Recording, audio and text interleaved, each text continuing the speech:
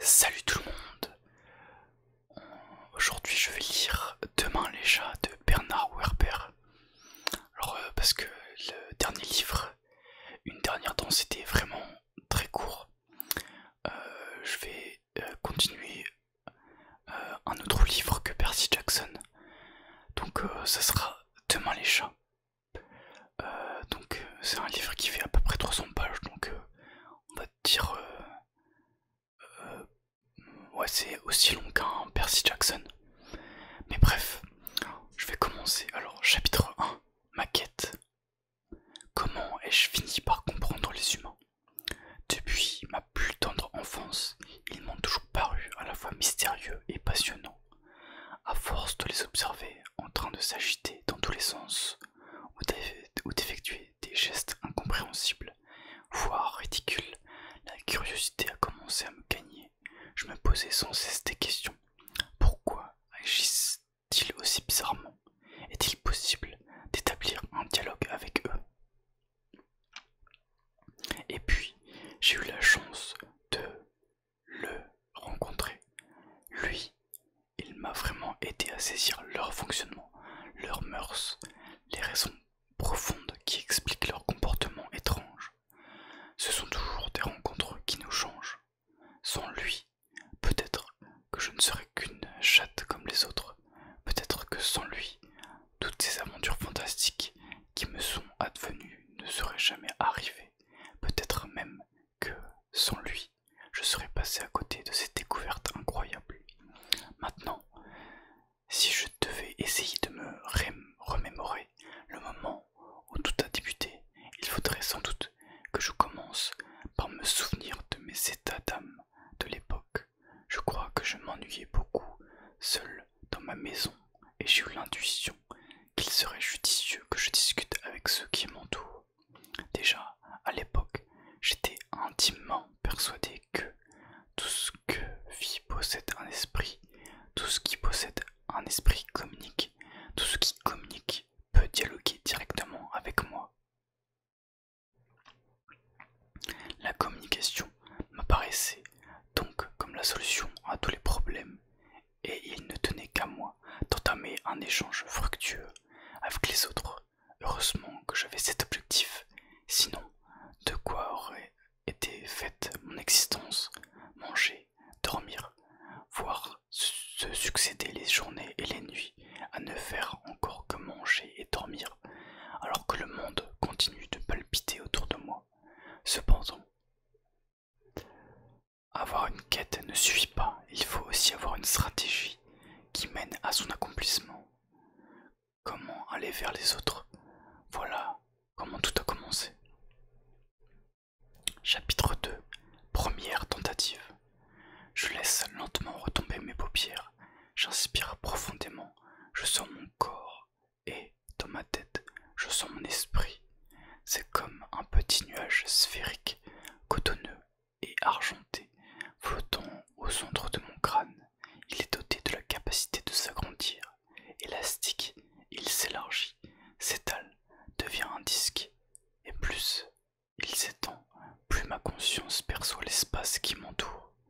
Tout mon esprit n'est qu'un large naperon vaporeux, si fin qu'il en forme comme une membrane réceptive. Je détecte les ondes qui viennent de loin et convergent jusqu'à moi. Des dizaines d'êtres vivants de toute taille, de toute forme frémissent, respirent, pensent, émettent dans leur langage propre et me font vibrer comme le bourdonnement des mouches fait osciller à distance la surface d'une toile d'araignée.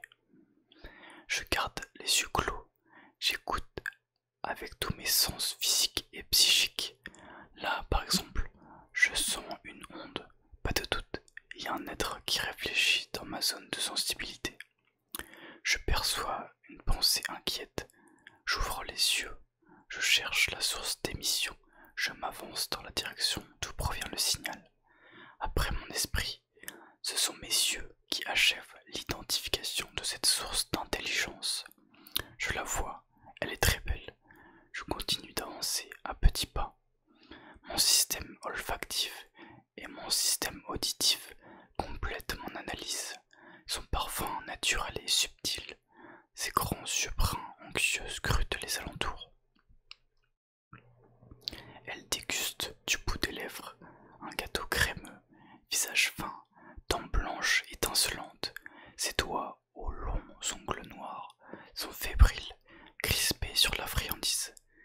vraiment ravissante. Jadis, j'aurais pu croire, dans une situation similaire, qu'elle faisait exprès de ne pas me regarder et qu'elle me narguait pour tester ma réaction. Mais grâce à mon nouvel état de conscience élargi, je l'aperçois comme une simple forme de vie remplie d'énergie avec laquelle je dois pouvoir communiquer. Il suffit de trouver la bonne longueur d'onde.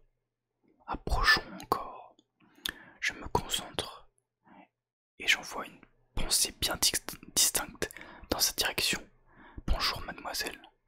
Comme elle ne réagit pas, j'accompagne ma pensée d'un pas en avant. Le bois du parquet craque.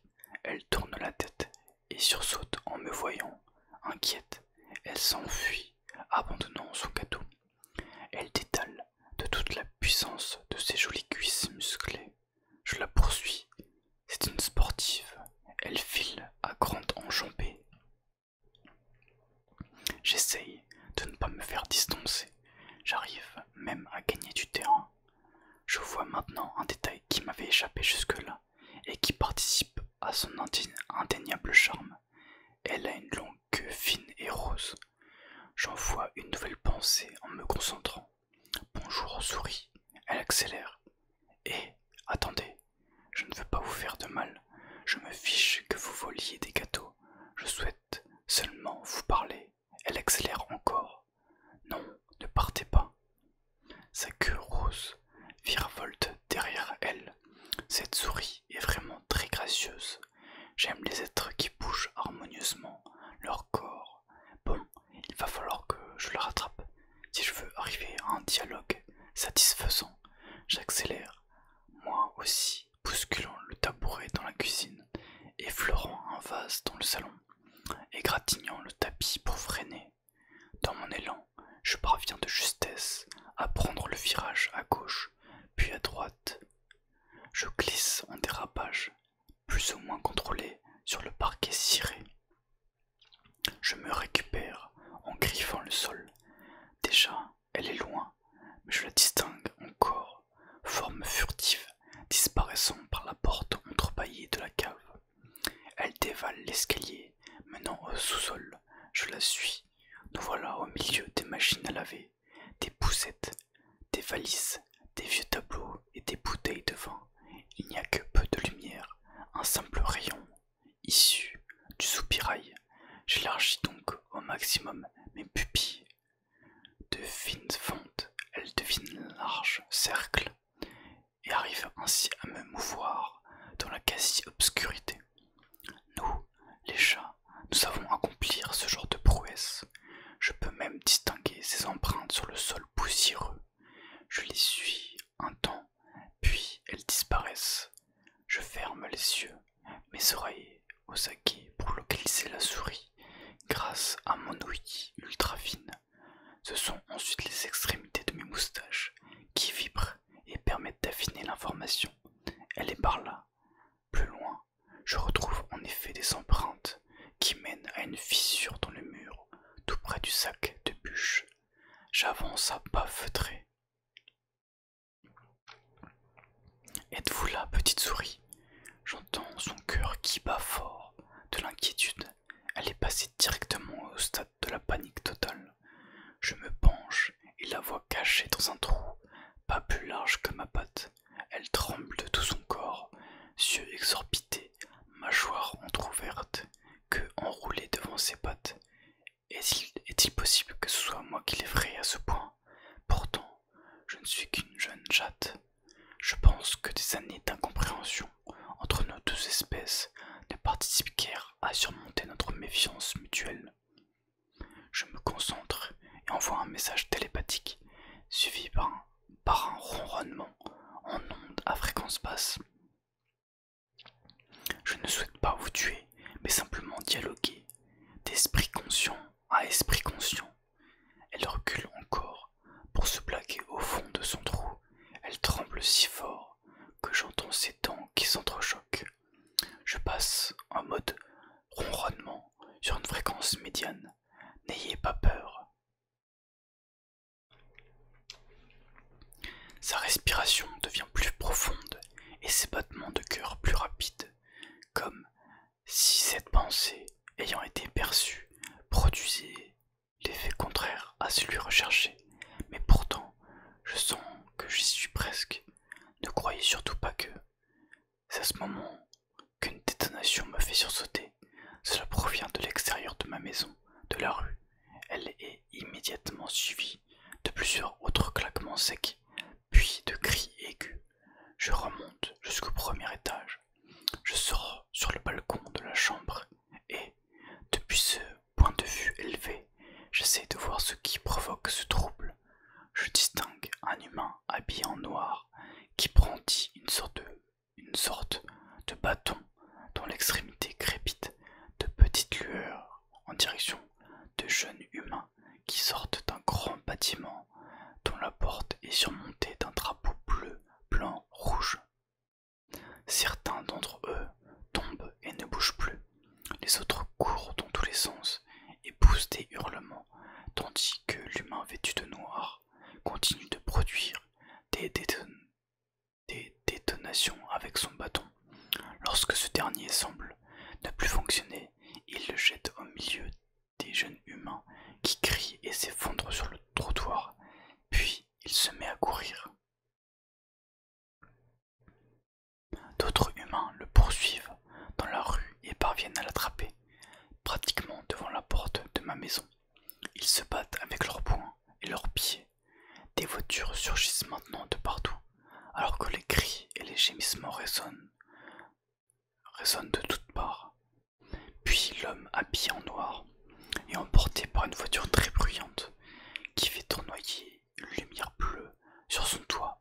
Pendant ce temps, la foule s'accumule autour de ma maison et de l'immeuble avec le drapeau.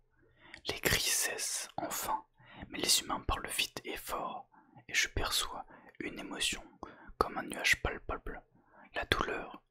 Certains se disposent deux par deux, l'un parlant avec une boule à la main et l'autre l'éclairant à l'aide d'un objet surmonté d'une lampe. Les hommes à la boule s'expriment dans leur langue, seuls face à l'objet, puis la lampe s'éteint. Un camion blanc, surmonté lui aussi d'une lumière bleue, arrive en produisant à son tour un terrible vacarme. Les jeunes humains à terre sont ramassés puis déposés à l'intérieur de ce véhicule. Instinctivement, j'aspire ce que je peux de la noirceur et des mauvaises ondes émises par cet incident. Tout mon corps absorbe l'agressivité, la douleur, le sentiment d'injustice des humains. Des humains présents, je ronronne pour nettoyer l'espace face à moi. Je sens toutes les vibrations alentour et je ne peux m'empêcher d'être profondément perturbé. Quel étrange comportement! Je ne les ai jamais vus accomplir cela auparavant. Qu'est-ce qui a bien pu se passer pour qu'ils se comportent ainsi? J'aime bien les humains, mais je ne les comprends pas toujours. Chapitre 3. Ma servante. Les humains ne sont pas comme nous. Physiquement, déjà, ils sont différents. Ils s'avancent sur leurs pattes postérieures dans une position verticale, assez instable, qui m'a toujours intrigué. Ils sont plus grands, plus hauts. Leurs bras sont prolongés par des mains elles-mêmes, terminées par des doigts articulés, avec des griffes plates, non rétractables. Leur peau est recouverte de tissu. Leurs oreilles plates et rondes sont placées sur les côtés. Leurs moustaches sont très courtes. Ils n'ont pas de queue visible. Au lieu de miauler, ils produisent des sons de gorge, accompagnés de clappements de langue. Une odeur de champignons émane d'eux. Ils sont, de manière générale, bruyants, maladroits, avec un sens de l'équilibre très restreint. Ma mère m'a toujours dit, méfie-toi des humains, ils sont imprévisibles. Justement, fendant la foule qui s'est massée devant ma maison, voilà qu'arrive mon humain personnel. Ma servante est un beau spécimen de femelle.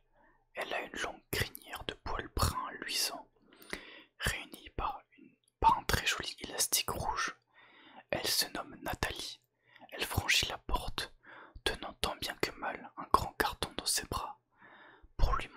que si je pouvais, je l'aiderais.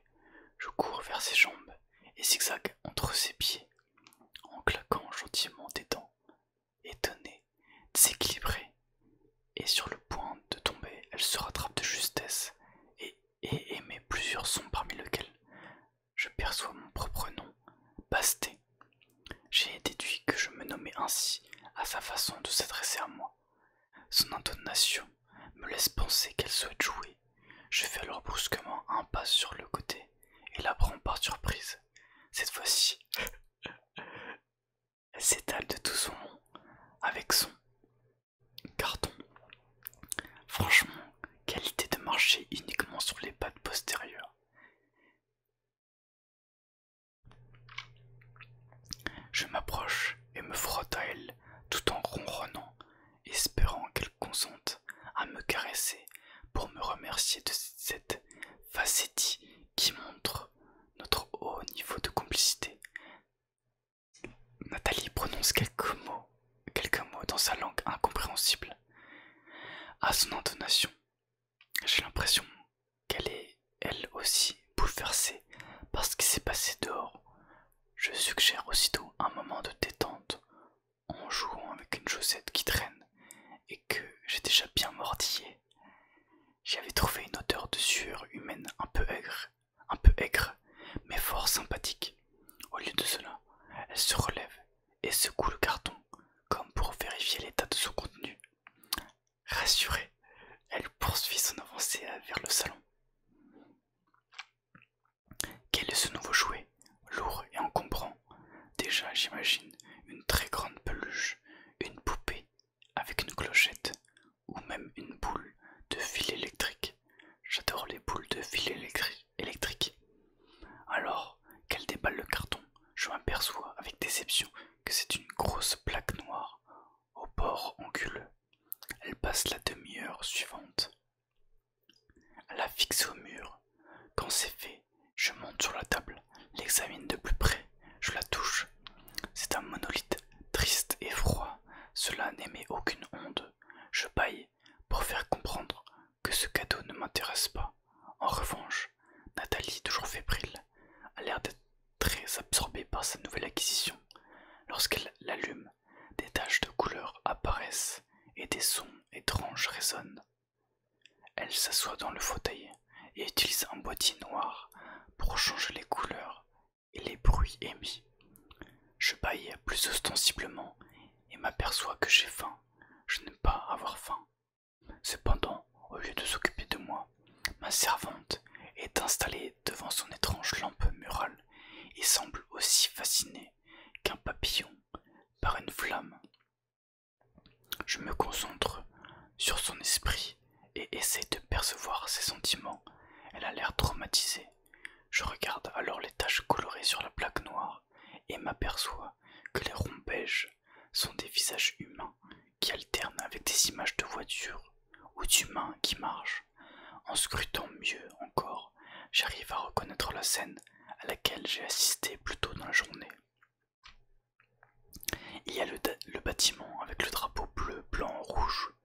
On voit même l'humain en noir au moment où il a été capturé et installé dans la voiture, qui faisait du bruit et de la lumière bleue. Le son qui provient de cette plaque noire est d'une succession de voix humaines qui parlent vite.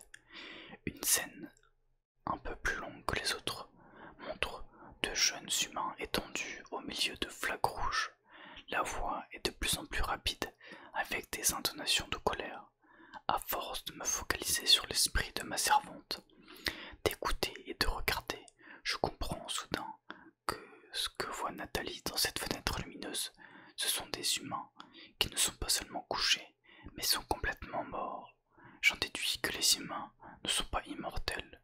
C'est une information intéressante que j'ignorais. Nathalie a-t-elle fait l'acquisition de ce monolithe lumineux pour voir ses congénères mourir?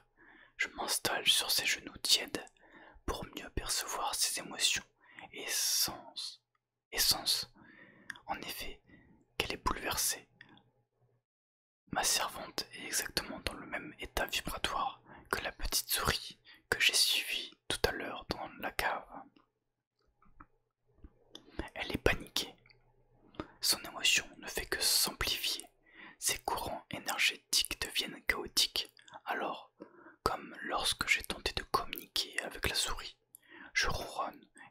message. N'aie pas peur, mais là encore, j'obtiens l'effet inverse. Elle monte le son et commet le pire. Elle allume une cigarette. Je déteste les cigarettes. Elles produisent une fumée collante qui imprègne ma fourrure et lui donne un goût amer. Pour manifester mon désaccord, je quitte ses genoux et vais dans la cuisine où je bouscule ma gamelle et miaule pour lui rappeler que, plus important que ces histoires d'humains, elle a des devoirs comme, par exemple, celui de me nourrir.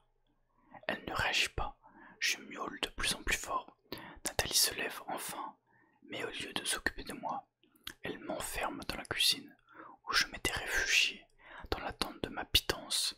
Puis, je l'entends qui retourne s'asseoir et augmente le son de la plaque lumineuse.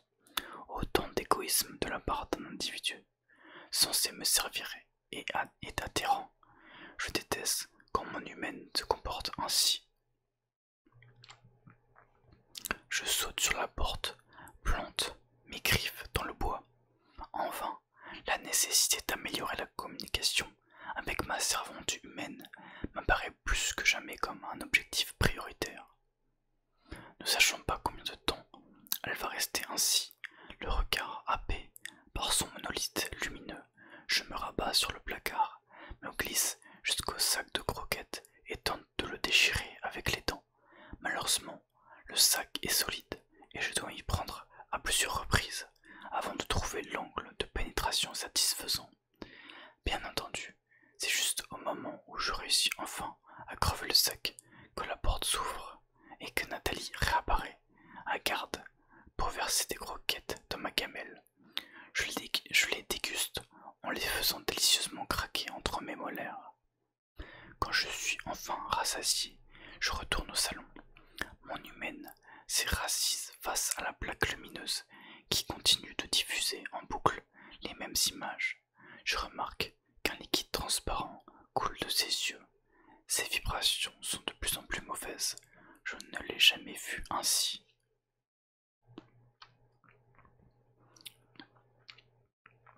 Je monte sur ses genoux et lui lèche les joues avec ma langue râpeuse.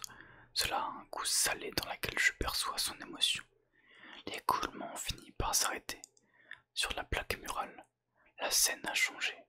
Maintenant apparaît, vu de haut, un groupe d'humains qui jouent avec un ballon. Ils se poursuivent en tenant des coups de pied dans leurs jouets au lieu de le saisir avec leurs mains. Et on entend en arrière-fond des centaines de voix humaines qui insultent probablement ces maladroits. Ce spectacle semble tout d'abord navrer Nathalie, puis peu à peu la détendre et enfin la ravir. Au bout de quelque temps, elle finit par éteindre la plaque lumineuse, ce qui coupe automatiquement les voix humaines et tous les autres sons qui en sortaient. Nathalie se lève, rejoint la cuisine, mange une soupe verte, d'autres aliments jaunes, roses et blancs, boit du liquide rouge, met son assiette dans le lave-vaisselle, parle au téléphone, prend une douche, s'épile les poils de la moustache avec une pince. Ça, c'est un comportement que je ne comprendrai jamais. Déjà qu'elle n'a pas un très bon équilibre. Si elle s'enlève les poils du museau, elle va chuter encore plus souvent et sera incapable de percevoir les ondes extérieures. Se met une crème verte sur le visage et va se coucher en poussant un énorme soupir. C'est là que j'interviens. J'approche doucement, bondis sur le lit et me place sur son poitrail. Je sens son cœur qui bat vite. J'adore sentir directement le cœur des autres. Je me lève et me mets à ronronner en me concentrant pour lui envoyer un message télépathique. Calme-toi. Nathalie a l'air d'apprécier ma présence et mon ronronnement. En retour, elle me caresse et prononce des phrases. Je reconnais mon nom, Basté, murmuré avec différentes intonations. Elle effectue alors un geste que j'adore. Elle remonte la fourrure qui se trouve sous mon cou avec son doigt. Je redresse le menton pour lui offrir une plus large surface à caresser. Elle s'arrête, me contemple, bat des paupières et me sourit à travers la crème verte qui recouvre son visage. J'ai fini par comprendre que quand un humain a la bouche qui s'incline vers le haut, cela signifie qu'il est content, et quand il parle fort, en répétant mon nom et en agitant le doigt, c'est que ça ne va pas. Je me retourne et présente mon ventre, mais elle ne comprend pas tout de suite le message et continue de me caresser le cou. Je secoue donc la tête sans cesser de ronronner et écarte les pattes. Le problème de Nathalie est que c'est une tripoteuse compulsive de ma fourrure et elle fait ça n'importe comment, sans tenir compte de mes envies du moment. Ma servante consent enfin à agir avec sa main sur mon ventre, me procurant des sensations très agréables. Je lèche sa main, puis les endroits qu'elle a caressés pour m'imprégner de son goût et de son odeur. Lorsqu'elle s'est endormie, je me dégage et vais m'installer sur son oreiller, contre ses poils crâniens, pour tenter de lui envoyer mes pensées. À l'avenir, Nathalie, je souhaiterais dialoguer avec toi pour que tu m'expliques ce qui s'est passé dans l'immeuble en face avec cet homme en noir qui faisait du bruit. Que tu m'expliques ce qu'est ce monolithe lumineux où l'on voit des humains morts et où l'on entend des voix. Que tu m'apportes à manger dès que je te sollicite sans me faire attendre. Que tu cesses d'allumer des cigarettes dont la fumée puante colle à ma fourrure. Que tu me caresses le ventre dès que je te le présente. Et surtout, que tu ne fermes jamais les portes. Ça me coince dans une zone de l'appartement et je déteste ça. Je répète le message plusieurs fois pour augmenter mes chances d'être comprise. Dehors, le ciel est devenu sombre. C'est la nuit et comme je suis un être nocturne, je ne compte pas rester immobile dans le lit comme ma servante. Je rejoins dans mon point d'observation stratégique en équilibre sur la rambarde du balcon du deuxième étage. Cela rend en général Nathalie très nerveuse, mais moi j'aime bien l'inquiéter pour vérifier son attachement. La rue est désormais fermée par des voitures qui émettent des lumières bleues. Les ondes négatives se sont dispersées, des rubans jaunes sont tendus pour empêcher d'approcher les groupes d'humains qui se sont agglutinés des deux côtés de la rue. 5 humains en combinaison blanche examinent le sol et recueillent différents petits objets qui traînent par terre. L'un d'entre eux trace des dessins blancs sur le bitume, alors qu'un autre y recouvre les taches de sang avec de la poudre beige. Je lève la tête, j'observe, je renifle, je hume, j'écoute. Le vent souffle fort et fait vibrer les feuilles des arbres. Dans mon champ visuel, je distingue quelque chose de nouveau et d'intéressant. La maison voisine, qui était inhabitée depuis quelques mois, est maintenant éclairée. Je vois une ombre se mouvoir derrière les rideaux du deuxième étage. La silhouette franchit la porte-fenêtre entrebâillée, et vient se positionner sur le bord de la rambarde de son balcon, juste en face de moi. Œil bleu, tête à fourrure noire, reste du corps à poils gris clair, oreilles pointues. C'est un congénère siamois qui observe lui aussi la rue et les hommes en blanc. Il se tourne vers moi et me fixe, ostensiblement. Chapitre 4. Mon mystérieux voisin. J'aime les nouvelles rencontres. Un mâle qui me regarde de cette façon, c'est évident qu'il désire attirer mon attention. Ce n'est pas le premier, ce ne sera pas le dernier. Mon charme, une fois de plus, agit malgré moi. Je consens à miauler dans sa direction, mais à ma grande surprise, l'impudent ne miaule pas en retour. J'affectionne les siamois, bien qu'il faille reconnaître qu'ils sont quand même très prétentieux. Je prends ma posture amicale, oreilles légèrement pointées en avant, moustache largement déployée sur les côtés, queue verticale. Il ne change rien à la sienne. Normalement, quand on me manque de respect à ce point, je déguerpis. Cependant, je n'ai rien à faire d'autre de la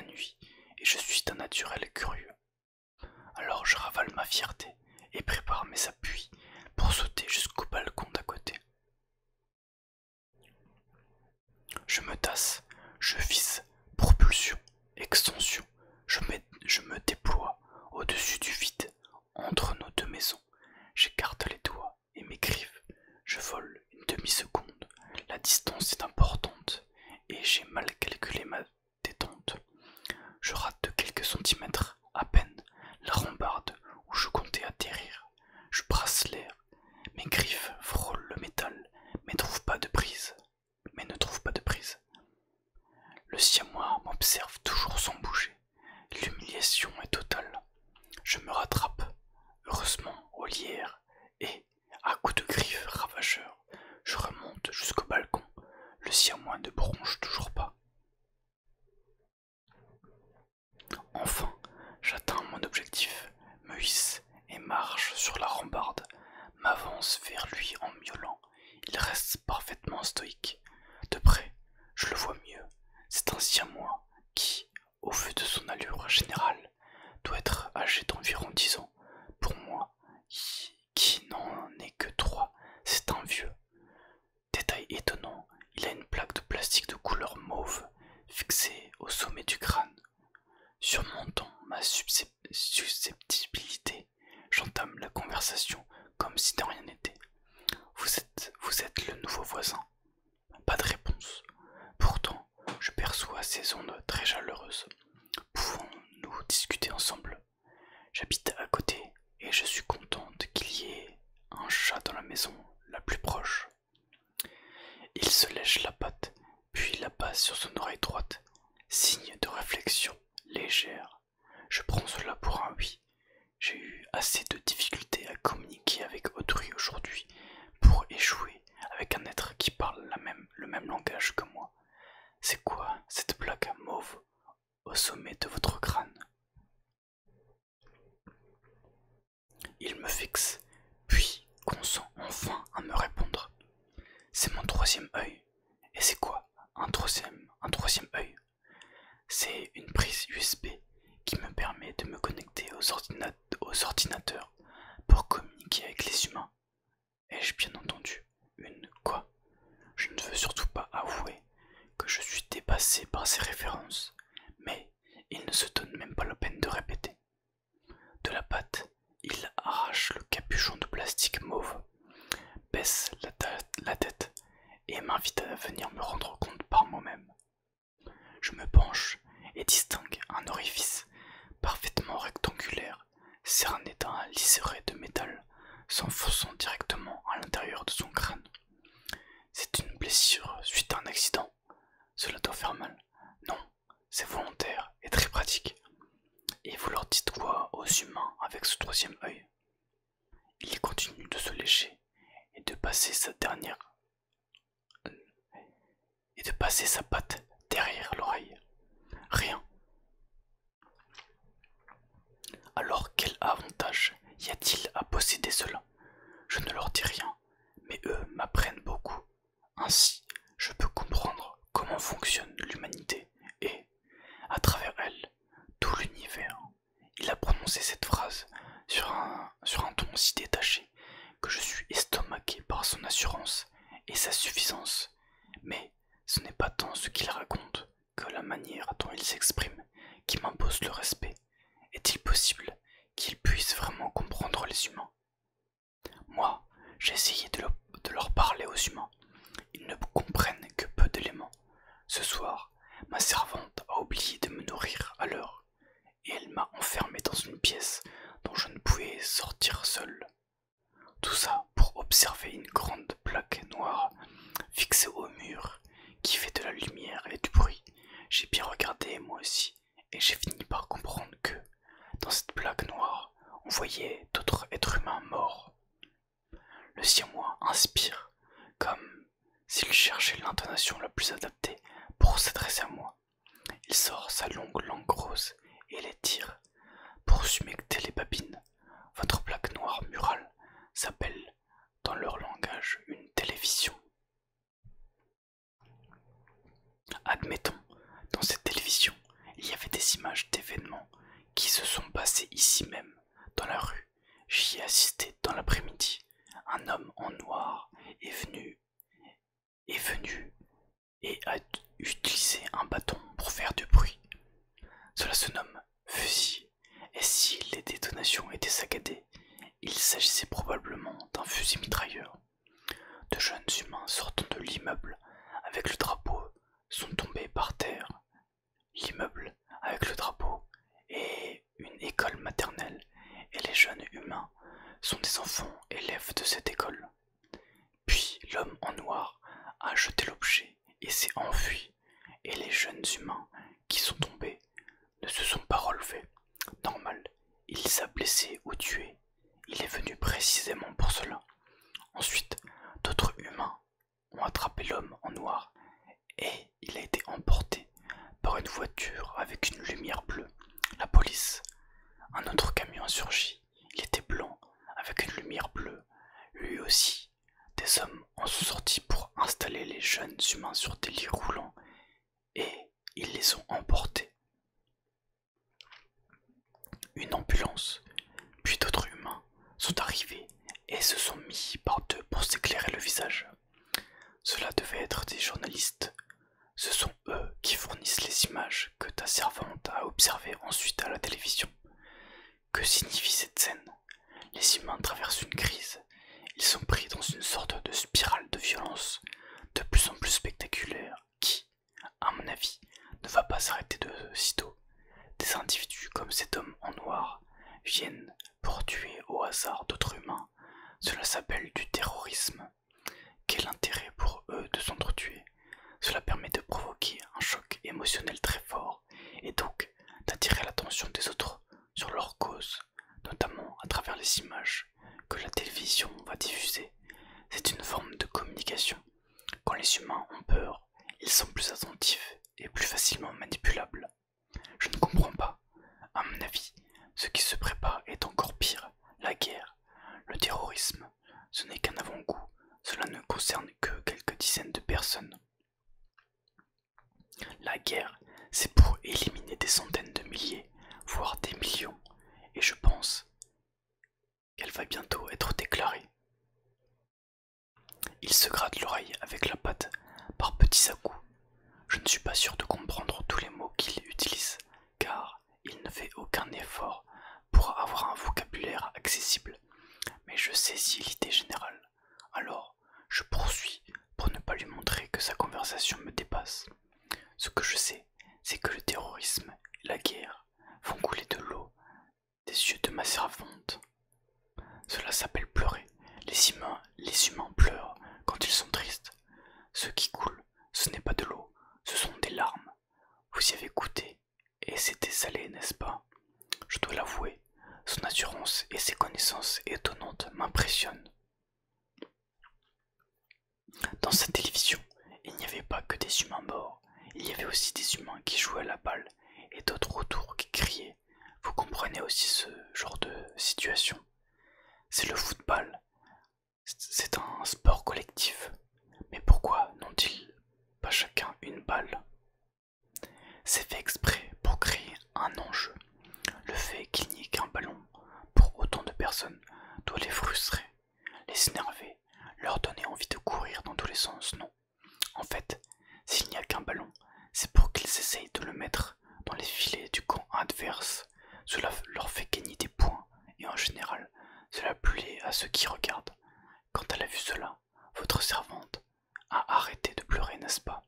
En effet, elle avait l'air soulagée au moment où la balle est arrivée dans le filet. Les humains disent qu'ils détestent la guerre et qu'ils aiment le football, mais à mon avis, ils apprécient les deux. Sinon, cela ne serait pas présenté aussi souvent aux actualités télévisées et cela ne serait pas entrecoupé de publicité. Le siamois s'exprime d'une voix neutre, comme si tout cela était évident. Je l'observe, ses poils de moustache sont longs et distingués. Sa vibration générale est toujours chaleureuse. Vous dites que vous savez cela parce que vous avez un troisième œil sur la tête. En effet, cette prise USB de dernière génération me permet d'être branché sur un ordinateur et de recevoir des renseignements. Je vous l'ai déjà signalé, il me semble. Ce ton supérieur m'exaspère. Je déglutis, mais la curiosité est plus forte que ma fierté. Un quoi? Un un ordinateur, enfin une machine électronique compliquée grâce à laquelle j'ai accès à la connaissance détaillée de leur monde et aussi d'une autre. Avant, j'étais comme vous, ignorant. Nous les chats, nous manquons de perspective, aussi bien dans le temps que dans l'espace. Nous n'avons accès, pour la plupart, qu'à une source limitée d'informations.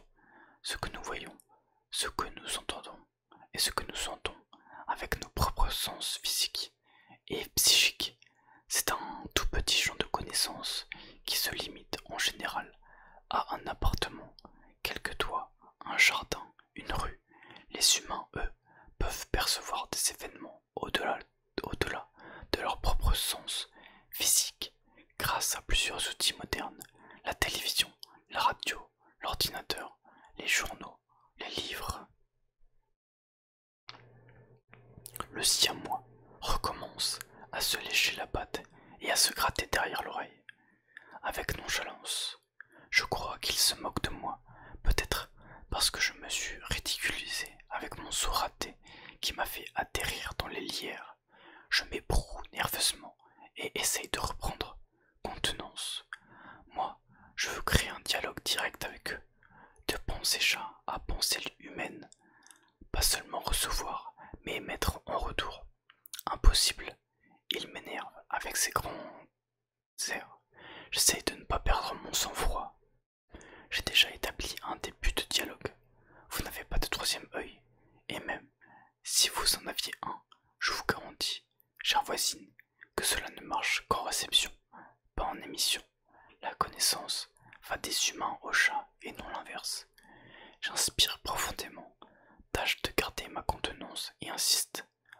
En ronronnant, j'envoie des pensées apaisantes, alors ma servante humaine cesse de pleurer et sa bouche monte sur les côtés. Il continue de se lécher la patte droite pour se la passer derrière l'oreille, comme si ma présence lui était complètement indifférente. Soudain, une voix humaine l'appelle depuis l'étage inférieur. Pythagore, Pythagore. Après avoir négligemment tourné la tête dans la direction d'où provient la voix, mon voisin descend de la rambarde, passe la fenêtre et s'en va, probablement retrouver sa propre servante. Même pas un signe de revoir, je suis outré. Je décide, pour rentrer chez moi, de tenter le bond en sens inverse. Après m'être bien tassé, je mets un maximum de puissance dans la détente. Mes lances, extensions, survolent de l'espace entre les deux maisons. Je vole à peine, plus longtemps que lors de mon saut précédent. Réception parfaitement réussie. Dommage que personne n'ait été là pour m'admirer. C'est le drame de toute ma vie. Quand je réussis, personne n'est là pour le voir. Quand j'échoue, il y a toujours des témoins. Je franchis la porte-fenêtre qui n'est pas fermée et vais retrouver Nathalie qui ronfle bruyamment. Je l'observe en me lissant les moustaches. Il faut que j'arrive à créer un dialogue avec elle, qui soit en émission et non seulement en réception. Ainsi, ce prétentieux voisin, comment s'appelle-t-il déjà? Ah oui, Pythagore, quel nom étrange. Verra bien qu'on peut communiquer dans les deux sens avec d'autres espèces animales, afin d'amadouer ma future partenaire de conversation interespèce. Je me dis qu'il serait judicieux de retrouver la souris à la cave et de lui apporter. Je suis sûr que cela lui fera plaisir de la découvrir à ses pieds au réveil. Une souris encore frémissante, c'est quand même le plus beau cadeau qu'un chat puisse faire à un être humain.